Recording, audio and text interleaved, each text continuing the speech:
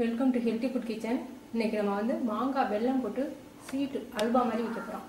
மாங்காய் பச்சடின்னு சொல்லுவோம் அதை. இது வந்து மாங்காய் வந்து கொஞ்சம் அரைப்பழமாக, அதாவது புளிக்காத காயாக எடுத்துக்கோங்க. இது வந்து இப்போ தான் படுக்க ஆரம்பித்த காய், புளிக்கலை. ஒரு பச்சை மிளகாய் இதோடு சேர்த்துக்கணும். கருவேப்பிலை கொஞ்சம், பச்சை மிளகாய் சேர்த்துட்டோம். இதை குக்கரில் போட்டு நல்லா ஒரு சவுண்டு வரங்காட்டியும் அமுத்திடணும். சவுண்டு வரப்போகையிலே நீங்கள் அமர்த்திடணும். என் மாங்காய் சீக்கிரம் வெந்துடும். ரொம்ப தண்ணி ஊற்றாதீங்க. நான் 1/2 டம்ளர் தண்ணி தான் ஊற்றியிருக்கேன். லோ ஃப்ளேமில் வச்சு ஒரு சவுண்டு வரங்காட்டியும் அமர்த்தி அந்த சூட்லேயே வேகட்டும். இது வந்து வெள்ளைப்பாகு. வெள்ளைப்பாகு வந்து நான் தண்ணி ஊற்றி வெள்ளத்தை கரைச்சி வச்சுருக்கேன், பாகு மாதிரி எடுக்காமல்.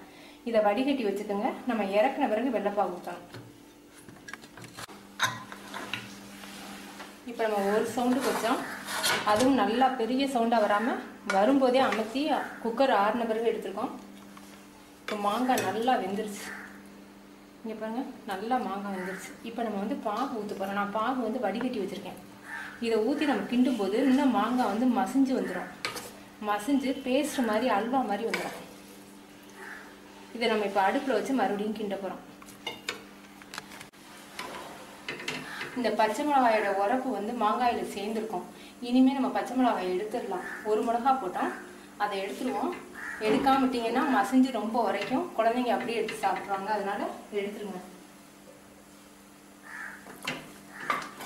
உங்களுடைய டேஸ்ட்டுக்கு ஏற்ற மாதிரி நீங்கள் வெள்ளைப்பாகு ஊற்றிக்கணும்.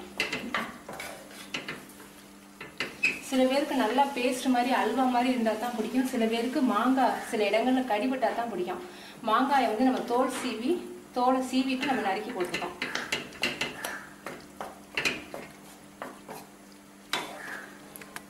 ஒரு 5 நிமிஷம் வெள்ளைப்பாகு தேவையான அளவுக்கு ஊற்றி நீங்கள் கிண்டிங்கன்னா அந்த மாதிரி கெட்டியாக அல்வா மாதிரி வந்துடும். சூடாக சாப்பிடவும் நல்லாயிருக்கும். நீங்கள் ஃப்ரிட்ஜில் வச்சு சாப்பிட்டீங்கன்னா இன்னும் ரொம்ப டேஸ்ட்டாக இருக்கும்.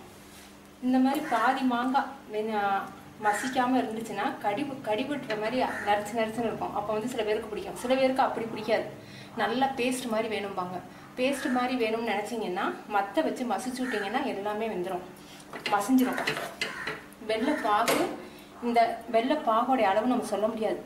இது மாங்காயோட அந்த புளிப்புக்கு ஏற்ற அளவுக்கு நீங்கள் வெல்லம் ஊற்றணும். நீங்கள் அதனால் வெள்ளைப்பாகு தனியாக எடுத்து வச்சுக்கிட்டு வேணுங்கிற அளவுக்கு நீங்கள் ஊற்றிக்கணும். நெல்லிக்காய் தேனில் ஊறப்பட்ட நெல்லிக்காய் வந்து ரொம்ப டேஸ்ட்டாக இருக்கும்ல, அதே மாதிரி இந்த மாங்காயும் தேனில் ஊறப்பட்ட மாதிரி டேஸ்ட்டில் ரொம்ப நல்லா டேஸ்ட்டாக இருக்கும். நீங்கள் செஞ்சு பார்த்துட்டு உங்கள் கமெண்ட்ஸை சொல்லுங்கள். தேங்க்யூ.